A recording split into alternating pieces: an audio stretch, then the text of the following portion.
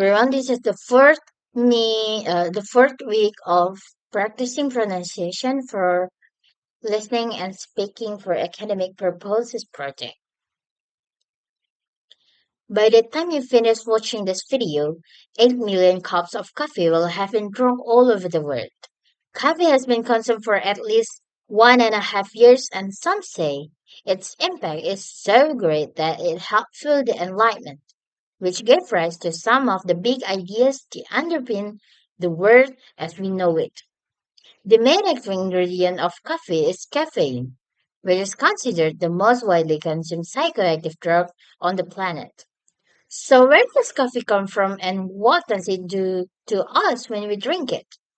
Coffee comes from the fruit of the coffee arabica plant that originated in Ethiopia. One story claims a ninth-century goat herder called Kali saw his goats were more full of energy after eating coffee berries. So he had a bite too. History records suggest the Sufis of Yemen roasted the seed of the coffee berry to create the beverage we recognize today. In the 15th century, the first coffee houses began to appear across the Ottoman Empire before spreading to Europe in the following centuries. Coffee houses in Europe became a space for discussing business, politics, and new ideas. One academic, Jürgen Habermas, even says without coffee we might not have had the enlightenment. Companies start giving away Companies started giving away coffee to their workers and eventually let them have coffee breaks. This wasn't an altruistic move. They were trying to increase worker productivity. Fast forward to the present, and 2 billion cups of coffee are consumed every day. It's a $90 billion a year industry. And more than that, it is a fundamental social part of everyday life for billions of people. So, how does coffee impact the body?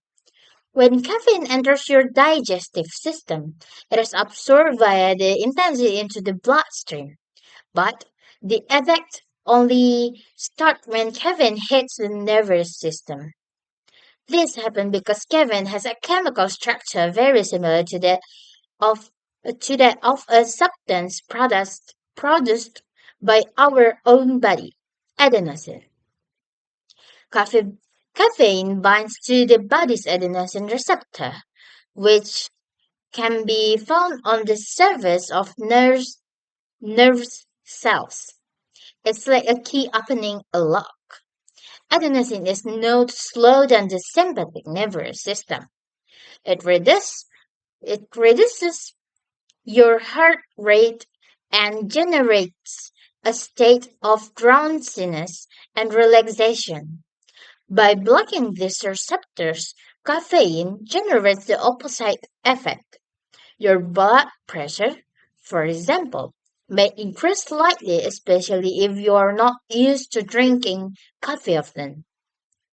The same goes for brain activity.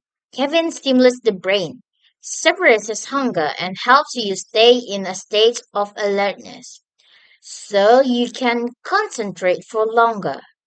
Caffeine can have a positive impact on your mood, inhibit feelings of fatigue, and can improve physical performance.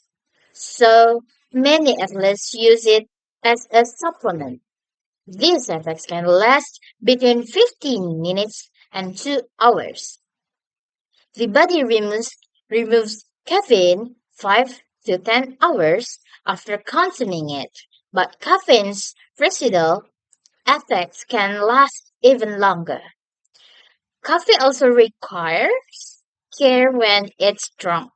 For healthy adults, the recommended maximum limit is 400 milligrams of caffeine a day. That's about 4 or 5 cups of coffee. Exceeding the limit can lead to side effects such as insomnia, nervousness, anxiety, tachycardia, stomach discomfort, nausea, and headache. So I think that's all I can practicing. Thank you so much. See ya.